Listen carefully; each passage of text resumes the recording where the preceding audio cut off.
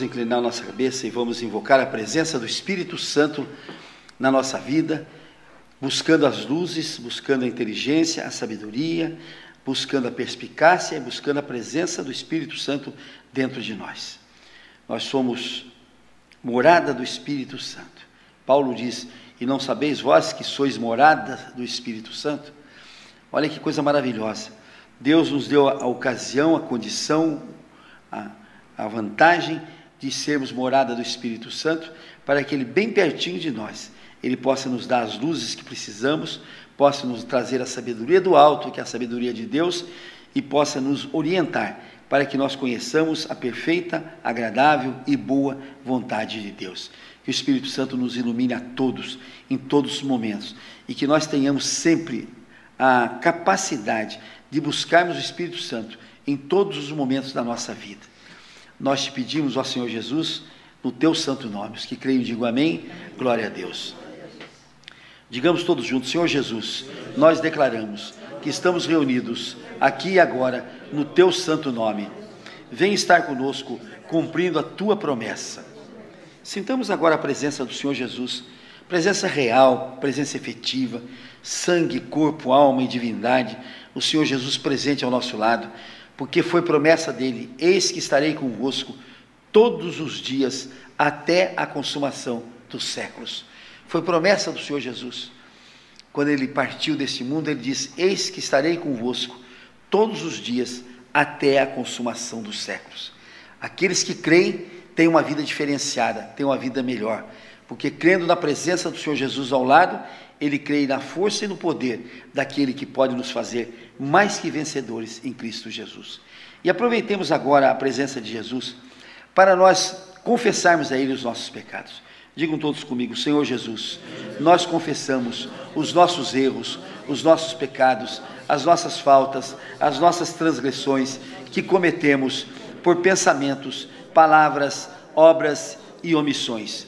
E nos arrependemos de tudo isto, Senhor Jesus, e te pedimos perdão. Perdoa-nos, Senhor Jesus, de tudo que fizemos de errado em nossa vida. Sintamos agora o perdão do Senhor Jesus, o grande presente do perdão.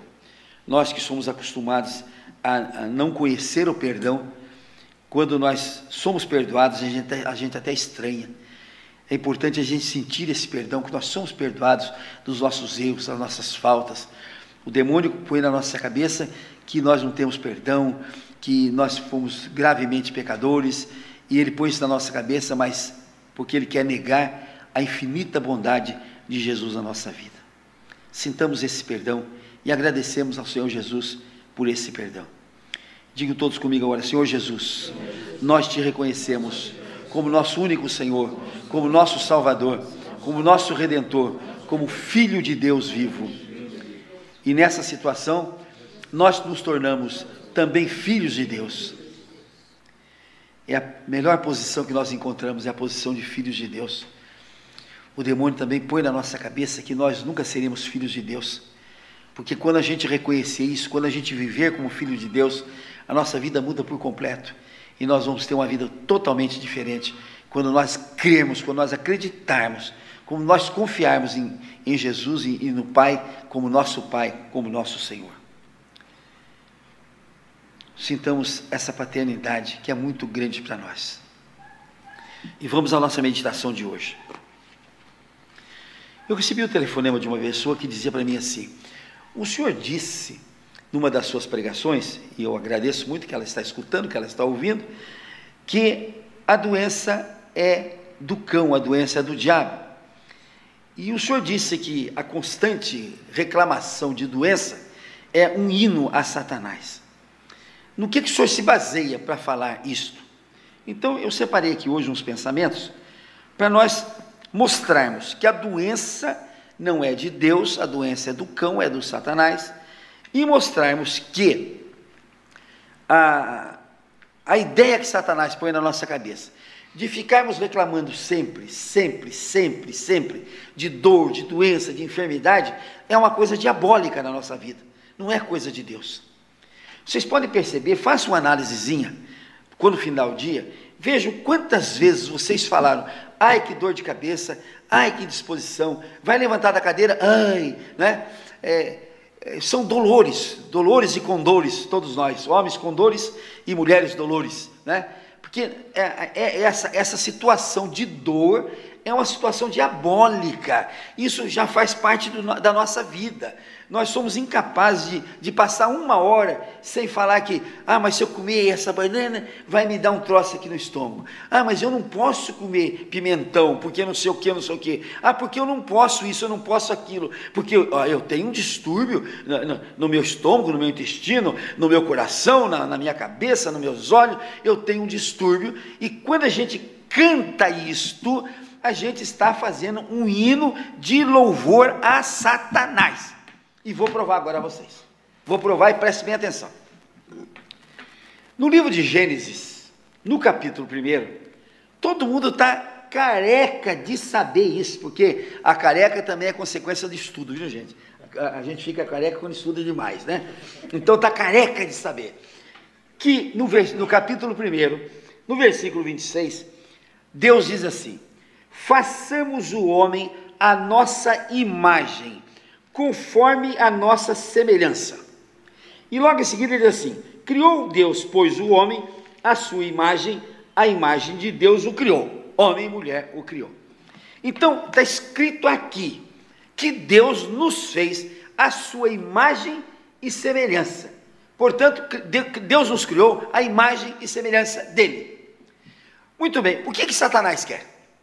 Satanás quer destruir essa imagem de Deus na nossa vida, porque ele sabe que Deus não é manco, Deus não é perneta, Deus não é doente, Deus não tem câncer, Deus não tem nenhuma doença.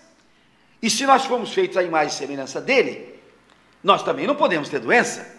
Se temos doença, é porque nós estamos nos distanciando de Deus, da sua imagem e da sua semelhança. Isso é uma coisa tão lógica que não tem como contestar isso. Se eu sou criado à imagem e semelhança de Deus, e Deus não tem dor no estômago, Deus não tem câncer, Deus não tem dor no intestino, Deus não tem dor nos olhos, Deus não tem isso, Deus não tem aquilo, né? Só pode ser o demônio me desfigurando, para não me afastar da semelhança de Deus. Esta é a coisa lógica, a coisa concreta, a coisa que nós temos de ver. Aí nós temos um outro aspecto, não só da doença, que está aqui também escrito. Olha aqui: tenha o homem domínio sobre os peixes do mar, sobre as aves dos céus, sobre os animais domésticos, sobre toda a terra, sobre todos os répteis que rastejam pela terra. Então Deus, além de nos fazer a sua imagem e semelhança, ele nos deu o domínio sobre tudo, Então Satanás nos ataca nessas duas áreas. A primeira área, ele nos desfigura da imagem de Deus, para que a gente se distancie e a gente passe a olhar um Deus distante, um Deus que nós não conhecemos, nós não sabemos quem é, e na verdade eu sou o retrato de Deus nessa terra, porque se eu sou a imagem e semelhança dele, eu sou o retrato dele, e eu tenho de fazer força de ser um bom retrato, né? Eu, por exemplo, quando não conhecia a lei de Deus, botei esse óculos na cara. Quer dizer, Deus não tem óculos, Deus não tem esse óculos, nem esse, nem outro, e eu ainda caprichei para distanciar de Deus, botei uma lente de 13 graus, né? Não foi lentinha de meio grau, não foi lentinha de 1 grau, 13, porque o Satanás queria que eu me distanciasse, que eu me desfigurasse da presença de Deus. Hoje eu me esforço para voltar à semelhança de Deus, por isso eu peço a Deus que nunca minha boca abra para dizer: ai, que dor de cabeça, ai, que dor no cheio das contas, ai, que dor no bom, ai, que dor aqui, ai, que dor acolá. Nós não podemos, os homens, ser condores, e nem mulheres ser dolores, não pode acontecer isso. Agora, o pior, a segunda parte que o demônio ataca, é a parte do domínio. O demônio quer que todo homem, que toda mulher seja pobre de não ter nada, não ter domínio nenhum de nada, de nem dominar o seu próprio corpo. O demônio quer isto. Quando Deus nos fez a imagem e semelhança dele, e Deus nos deu o domínio sobre toda a terra, nós temos domínio sobre tudo, isso que Deus nos deu para nós. E a terceira coisa que Deus nos deu, preste bem atenção, Deus nos abençoou e lhes disse: sede fecundos, multiplicai-vos, enchei a terra e sujeitai-a. Então, aqui nesse parágrafo aqui, nesses 2 versículos, Deus mostra o que Ele queria de nós. Primeiro, que fôssemos a imagem e semelhança dEle. Segundo, que dominássemos a terra. Terceiro, que fôssemos co-criadores com Deus. Deus fez o primeiro homem e a primeira mulher. Deus fez o primeiro homem e a primeira mulher. A partir daí Ele disse: vocês agora, sejam fecundos, vocês agora se multipliquem, vocês agora enchem a terra. Vejam bem, enchem a terra. Então, a imagem e semelhança de Deus. Segunda coisa, o domínio sobre a terra. E terceira coisa, a multiplicação que ficou por nossa conta. Nós fomos os multiplicadores, nós somos os co-criadores, nós somos o co-criador, quer dizer, a função que Deus nos legou. E Ele diz no final: sujeitai a terra. Isto tudo o demônio ataca. Ele não quer que a gente seja a imagem e semelhança de Deus, portanto, ele bota a doença na nossa vida. Ele não quer que a gente tenha domínio sobre nada, porque ele nos faz pobres, para não dominarmos nada nesse mundo. Aí agora é que vem a ação mais desgraçada do demônio, que é destruir a família. Destruir a família, para que não haja a multiplicação divina na família. E mais, além dele destruir a família, o que ele fez? Agora ele diz: não precisa casar mais homem com mulher, segundo a lei de Deus. Agora casa homem com homem, casa mulher com mulher. E como é que vai multiplicar? E como é que multiplica? E como é que obedece a lei de Deus na multiplicação? Como é que 2 bigodudos vão fazer um filho? Como é que 2 mulheres vão fazer um filho? Enfrentando a lei de Deus, afrontando a lei de Deus. É ação demoníaca. Ninguém pode conceber que a homossexualidade seja um progresso da lei, seja um avanço da lei. É a negação da lei de Deus, é negar a lei de Deus. Negar a lei de Deus. Então vocês vejam que aqui nesse 2 versículos, Deus deu 4 coisas para nós. Primeiro, a imagem e semelhança de Deus. Segundo, o domínio sobre todas as coisas. Terceiro, a multiplicação da raça humana. E quarto, a sujeição da terra para nós. O demônio nos tira tudo isso. O demônio nos tira tudo isso. O demônio entra, anarquiza tudo e ele desfigura a nossa pessoa com doença. Ele nos dá a pobreza para nós não termos domínio de nada. Ele agora destrói a família para não haver a multiplicação. E quando há a multiplicação, há uma multiplicação espúria, que não é de Deus. Eu vou dar um exemplo. Ontem eu vi uma reportagem, não sei se foi ontem ou foi hoje, assim, na televisão, em que uma mulher assistiu o assassinato da filha de 13 anos.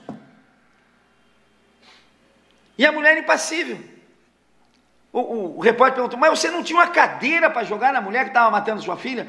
Eu não pensei na cadeira.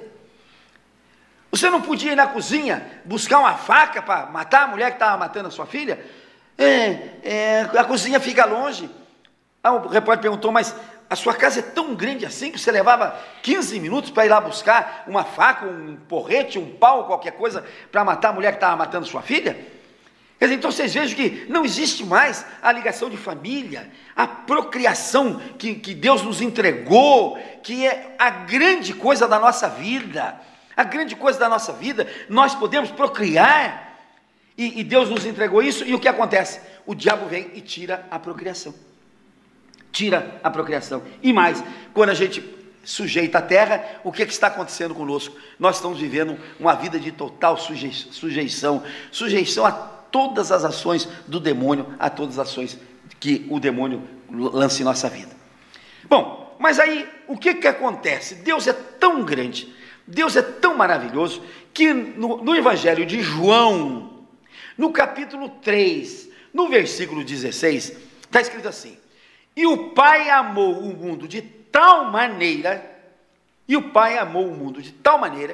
que enviou aqui seu próprio Filho, para nos salvar e para que vivêssemos por intermédio de Cristo. Então o pai, quando viu a situação caótica, ele diz: eu vou enviar meu filho lá, para que ele salve esse povo todo, e para que todo o povo viva da agora em diante, por intermédio de Jesus. E aí nós vamos ver as ações de Jesus nessa terra. Vamos ver algumas coisinhas que Jesus fez nessa terra, contra a obra do Satanás. Olha aqui, em Mateus 14, no versículo 34. Então, estando já do outro lado, chegaram à terra em Genezaré. Reconhecendo-o, os homens daquela terra mandaram avisar a toda a circunvizinhança e trouxeram-lhe todos os enfermos e lhe rogavam que ao menos pudessem tocar na orla da sua veste. E todos os que tocaram ficaram sãos. Então, Jesus aqui, na descrição de Mateus, ele passa a se plantar num determinado lugar, a ele afluem todas as nações, todos os povos, e todos aqueles que tocavam Jesus eram imediatamente curados. Não é só aqui que está escrito isso? Vejamos aqui, ainda em Mateus, no capítulo 15, no versículo 29. Partindo Jesus dali, foi para junto do mar da Galileia, e subindo ao monte, assentou-se ali. E vieram a ele muitas multidões, trazendo consigo coxos, aleijados, cegos, mudos e outros muitos, e os largaram junto aos pés de Jesus, e ele a todos os curou. De modo que o povo se maravilhou ao ver que os mudos falavam, os aleijados recobravam saúde, os coxos andavam e os cegos viam. Então glorificavam a Deus de Israel. Preste atenção qual foi a ação de Jesus. Se Deus nos fez a imagem e semelhança dele, e se o demônio desfigurou todo esse povo, Jesus, o Filho de Deus, veio para refigurar, para repaginar os doentes, os coxos, os mudos, os surdos, os aleijados. Ele repaginou, ou seja, ele refigurou, ele trouxe de novo a imagem e semelhança de Deus.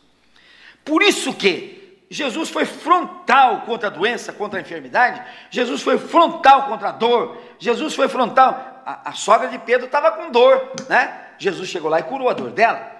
Então Jesus foi frontal. Por quê? Porque a ação da doença, da dor, da enfermidade é a ação do demônio para desfigurar a figura de Deus na nossa vida. Nós somos a imagem e semelhança de Deus. Então o demônio vem para nos desfigurar. E eu quero avisar a todos os dolores, a todos os condores: parem com isto. Deixe de fazer louvor e glória a Satanás. Pare de abrir a boca para dizer: porque estou isso, estou aquilo, estou doente. Olha a cara sua quando você fala da doença, cara de nojo, cara de enjoado. Para com isto. Eu acho gozado.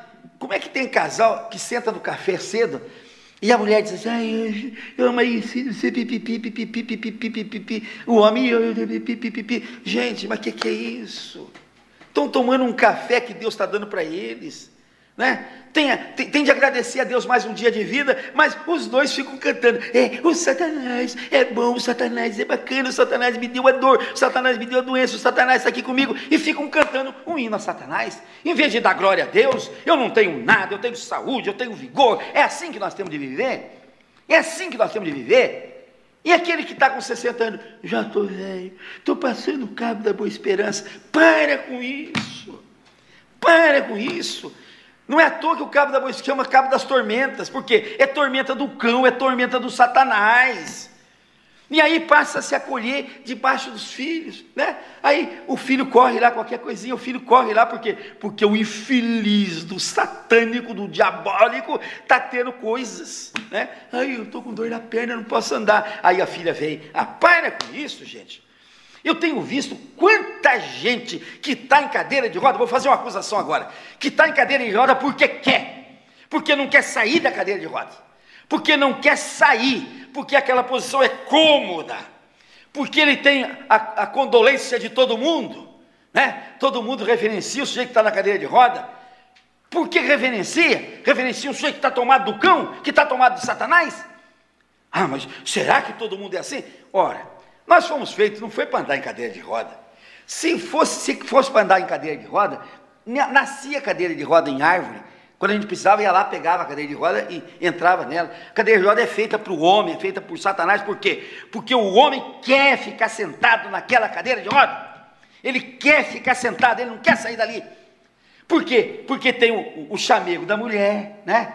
Ai, que posição boa. Eu levanto cedo, não preciso fazer mais nada, né? Tenho quem me limpe, tenho quem me dê banho, tenho quem me dê comidinha na boca, tenho quem faça tudo. Por que eu vou sair dessa situação? O cão põe isso nas pessoas. O cão põe isso nas pessoas. Isso tudo é obra do Satanás, é obra diabólica na vida das pessoas. Preste atenção nisso. E a maioria das pessoas não querem sair da cadeira de roda. Não querem sair. Porque tem uma posição já solidificada ali, os filhos tudo em redor, todo mundo com condolência, não tem responsabilidade para trabalhar, porque o duro é isto, levantar cedo e ter de dar conta do trabalho, que é uma bênção de Deus, mas tem muita gente que diz que é castigo, né? E aí, nós estamos vendo o que Jesus veio fazer. Vamos ver mais um pouquinho para frente, o que Jesus veio fazer. Jesus veio aqui, muitas outras curas. Ao pôr do sol, isso aqui está em Lucas 4, capítulo 40. Ao pôr do sol, todos os que tinham enfermos de diferentes moléstias, los traziam, e ele os curava a todos, impondo as mãos sobre cada um. Também de muitos saíam demônios, gritando e dizendo: Tu és o Filho de Deus. Ele, porém, os repreendia para que não falassem, pois sabiam ser ele o Cristo. O demônio sabia, o povo não sabia, mas o demônio sabia que ele era o Cristo, que ele era o Filho de Deus.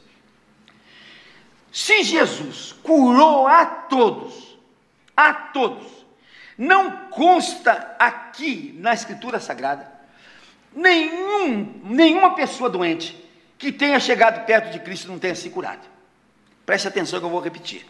Não consta na Escritura Sagrada, que nenhuma pessoa tenha chegado diante de Cristo e não tenha se curado. Quem tocou nele foi curado, quem pediu para ele foi curado, quem chegou perto dele foi curado, quem buscou Cristo foi curado, todos foram curados, todos. E está escrito na Escritura Sagrada que Cristo é fiel, que ele é o mesmo ontem, o mesmo hoje e será o mesmo sempre. Se ele é isto, se ele curou aqui, ele tem de curar aqui também, e vai curar também no futuro. Esta é a verdade. Essa é a fé que nós temos de ter. Esta é a crença que nós temos de ter. Está escrito aqui, que Cristo é fiel. E Cristo é fiel. Ele é o mesmo ontem, o mesmo hoje e o mesmo sempre. Ora, se ele curou no passado, ele tem de curar no presente. E vai continuar curando no futuro. Mas por que não cura todos? Porque nem todos querem ser curados, essa é a verdade. Porque todos os que quiserem ser curados, vão ser curados. Todos os que quiserem chegar a Cristo, vão ser curados.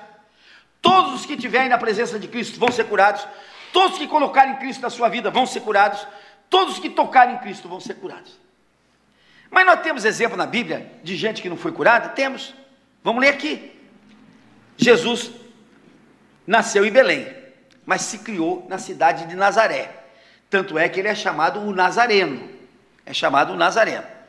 Tanto que na cruz, você pode ver lá na cruz, está escrito Jesus Nazarenus Rex Judeorum, JNRJ, quer dizer, Jesus Nazareno. Ele foi tido como Nazareno. Então o que aconteceu com Jesus? Quando Jesus começou o seu ministério, ele começou em Nazaré. Lógico, ele morava lá, ele começou em Nazaré. E a primeira pregação que fez, ele se declarou o Cristo, e se declarou com o poder de fazer as curas e de fazer tudo aquilo que o pobre precisava. Ele se declarou dentro da sinagoga. Olha o que aconteceu. Quando ele se declarou o Cristo, está escrito aqui em Lucas 4, versículo 28. Todos na sinagoga, ouvindo essas coisas, se encheram de ira. E levantando-se, expulsaram-no da cidade e o levaram até o cimo de um monte, sobre o qual estava edificada a sinagoga, para de lá o precipitarem abaixo. Preste atenção, Jesus abre o livro e diz: olha, eu sou o Cristo, eu sou aquele que vim para iniciar um novo ciclo de vida. Todo mundo se encheu de ira, falou: o que é isso? O filho de José, filho de Maria, nós conhecemos esse cara aqui, é carpinteiro, conhecemos os irmãos, as irmãs, e agora ele vem dizer que é o Cristo, vem dizer que é Jesus, que é isso? E levaram para o precipitarem. Agora, aqui tem um milagre de Jesus que nunca ninguém fala, mas aqui, Jesus, porém, passando por entre eles, retirou-se. Todo mundo ajuntando Jesus para jogar para baixo, e Jesus simplesmente se desvencilha de todos eles e sai andando e vai embora. Quer dizer, um milagre tremendo. E eles ficaram com a mãozinha, procurando para pegar Jesus para jogar do morro abaixo. Quer dizer, os nazarenos não quiseram Jesus, não quiseram Jesus. Tanto que está escrito aqui na Escritura Sagrada, que Jesus, está escrito aqui na Escritura Sagrada, que Jesus não conseguiu fazer milagres em Nazaré. Olha que coisa interessante, Jesus não conseguiu fazer milagres em Nazaré, e está escrito por quê? Porque os seus não o quiseram, porque os seus não o quiseram. Sabe o que eles diziam? Mas como é que vai fazer milagre esse cara? Esse cara, há pouco tempo atrás, estava trabalhando na marcenaria, fazendo móveis, fazendo banquinho, né? E agora diz que é o Cristo. Que é isso? Nem testaram Jesus, nem quiseram testar, não quiseram o milagre dele. Então ele diz: Jesus não conseguiu fazer milagres em Nazaré, não é porque ele não tinha poder, é porque o povo não quis aceitá-lo como Cristo, como aquele que ia trazer os milagres para aquela terra. Então vejam bem, no primeiro, a imagem e semelhança de Deus, o que Jesus fez? Ele veio, curou todo mundo e diz: eu sou o caminho, eu sou a verdade, eu sou a vida. Ele se propôs a curar a todos, ele se propôs a devolver a todos nós a figura de Deus que nós somos, a nos refigurar, a nos repaginar. E só não é refigurado e só não é repaginado quem não quer obter esse milagre de Jesus. Esta é a verdade. Só não é refigurado, só não é repaginado quem não quer receber Jesus na sua vida. Agora, vocês vão dizer assim: mas eu conheço muito crente, que vai na igreja todo dia, vai na igreja todo domingo, eu conheço muito crente que está na cadeira de roda, que está doente, então desse jeito a doença não pega em crente? Pega em crente que não é crente, porque o Paulo diz: crente não é aquele que fala da boca para fora, crente é aquele que o é no coração. A circuncisão pregada por Cristo não é a circuncisão da carne, porque essa é fácil de fazer. O judeu ele conta papo da circuncisão dele. Eu sei que dói um pouquinho, mas é muito mais fácil fazer a circuncisão da carne do que fazer a circuncisão do espírito, a circuncisão do coração, do que transformar-se por dentro. É isso que quer o verdadeiro crente, é transformado por dentro. O reino de Deus está dentro de nós, diz a Escritura Sagrada. Está aqui dentro, é aqui que está o reino de Deus. Então nós temos que nos transformar por dentro, por dentro. Tudo aquilo que nós fazemos por fora é coisa que Deus nem aceita, a verdade é esta. Deus quer o nosso coração transformado, por dentro transformado, isso que Ele quer de nós. Então quando Jesus refigura, repagina, Ele está afrontando o demônio, e todos aqueles que querem afrontar o demônio, têm de se repaginar, têm de se refigurar, têm de voltar a ser a imagem e semelhança de Deus. Aí o segundo ponto, o ponto do domínio da terra. Jesus disse: sem mim nada podeis. E eu já cheguei a essa conclusão. Sem Cristo a gente não pode nada. A gente marcha, a gente dá 5 passos para frente, 10 passos para trás. Foi a minha vida assim antes de eu conhecer Cristo. Não avançava, não conseguia avançar. Por quê? João capítulo 15, ele diz: sem mim nada podeis fazer. Olha aqui, que declaração que ele fez. Mas ele diz lá em Filipenses: tudo posso naquele que me fortalece.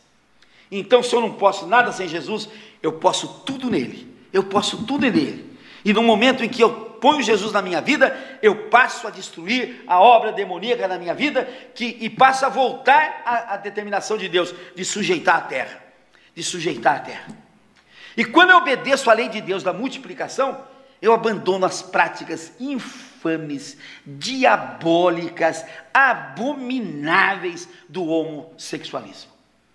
Gente, a Bíblia é um livro tremendamente comportamental. Não venham me dizer que o homossexualismo é originário, como é que se diz, faz parte já vem de Gênesis lá para trás, nada disso. É comportamento. O cidadão resolve ser homossexual. Do mesmo jeito que ele resolve ser homossexual, ele pode desresolver e pode voltar a ser figura criada por Deus de verdade.